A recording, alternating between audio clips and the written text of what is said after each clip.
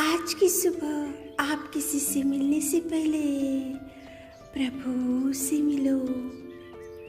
आज किसी को देखने से पहले प्रभु को देखो। आज किसी से बात करने से पहले प्रभु से बात करो। आज किसी को ढूंढने से पहले प्रभु के राज्य और धर्म को ढूंढो। आप सभी को जय मसीह की आज के इस नए दिन में आप सभी का स्वागत करते हैं। हम आशा करते हैं कि आप सभी प्रभु की कृपा से अच्छे होंगे। तो चलिए दिन की शुरुआत करने से पहले वचन की ओर ध्यान देंगे। मत्ती 6वां अध्याय 26 वचन। आकाश के पक्षियों को देखो, वे ना बोते हैं, ना काटते हैं और ना खत्तों में बटोरते हैं, फिर भी तुम्हारा स्वर्गीय पिता उनको खिलाता है। मेरे प्रियोस, आज की सुबह के समय में परमेश्वर पिता कितना सुंदर आपसे बात कर रहा है। देखो, आकाश के पक्षियाँ तो कुछ भी ना बोते हैं, ना काटते हैं, फिर भी स्वर्गीय पिता उनको सब कुछ देकर उनका पालन पोषण करता है। तो आप तो प्रभु के स्वरूप में बनाए हुए हैं। प्रभु ने खुद उसके हाथों से आपको रचाया है, खुद उसके स्वरूप में आपको बनाकर परमेश्वर पिता ने आपको बेटा और बेटी बनाए। तो प्रभु परमेश्वर पिता पक्षियों से भी आप श्रेष्ठ है। तो प्रभु आपका भी जरूर पालन पोषण करेगा, आपको प्रभु कभी नहीं छोड़ेगा। आकाश के पक्षियाँ तो वे न तो बोते हैं, न काटते हैं, न खत्तों में बटोरते हैं, लेकिन फिर भी खुदावंत प्रेमी परमेश्वर पिता आकाश के पक्षियों को कितना सुंदर संभाल के रख रहा है। तो आप और हम तो परमेश्वर के स्वरूप में रचाए गए हैं। गर्भ में रचने से पहले ही उसने आपको देखो जान के रखा है, और प्रभु परमेश्वर ने उसके खुद के हाथों से बनाया, रचाया, और प्रभु ने बड़े प्यार से आपको बनाया। तो प्रभु कभी आपको वो नहीं छोड़ेगा। वो प्रभु परमेश्वर पिता वो कभी भी आपका पालन पोषण ना करते हुए नहीं बैठेगा। वो प्रभु आपको देखो, आपको हर समस्या में, हर विपत्ति में आपका पालन पोषण करेगा। कितनी भी भयंकर तूफान क्यों ना हो, वो आपका पालन पोषण करेगा। कितना भी अकाल क्यों ना पड़ा हो, वो आपका पालन पोषण करेगा। कितनी भी गरीबी क्यों ना हो, वो आपका पालन पोषण करेगा। और कितनी भी कठिन समय क्यों ना हो, वो आपका पालन पोषण जरूर करेगा। मेरे प्रियो, परमेश्वर पिता ने आपको उसके स्वरूप में बनाया, आपको रचाया, आपको कितना सुंदर रूप दिया। आप उसके बेटी और बेटा और पुत्र और पुत्री है।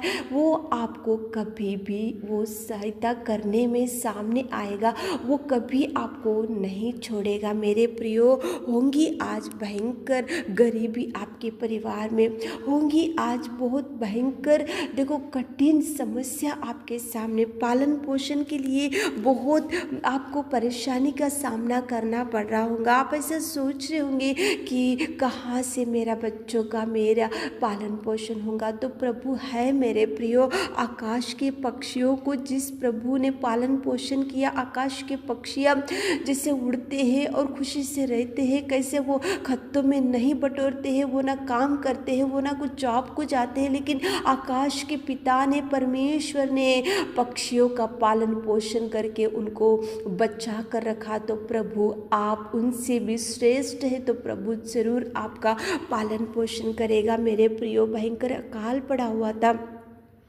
देखो, एलिया को वहाँ पे पानी नहीं था और कुछ खाने को नहीं था, लेकिन जब परमेश्वर ने कौवों को बताया कि मेरा दास जो एलिया है वहाँ पे भूखा पड़ा है, तो देखो कौवा तो उसको खाने का आदत रहता, लेकिन उसको देने की आदत नहीं रहती। लेकिन परमेश्वर ने कौवों को ऑर्डर दिया कि अकाल पड़ा है, यहाँ पे देखो मुश्किल के दिन है, यहाँ पे समस्या दिख रहा है, मेरा सेवक भूखा है, मेरा सेवक को वहाँ पे खाने के लिए कुछ भी नहीं है, कमी कमी घटी दिख रही मेरे सेवक के पास, तो कौवों को प्रभु परमेश्वर ने ऑर्डर दिया और कौवा लेकर जाकर देखो एलिया को सुबह शाम मांस और रोटी लेकर गया और उसका पालन पोषण परमेश्वर ने किया। मेरे प्रियो, परमेश्वर कभी भी आपको देखो कमी घटियों के ऊपर दृष्टि डालकर वो प्रभु आपके लिए मदद करने के लिए किसी को भी उठा सकता है, किसी के हृदय को भी वो खोल सकता है, कौन से भी द्वार को भी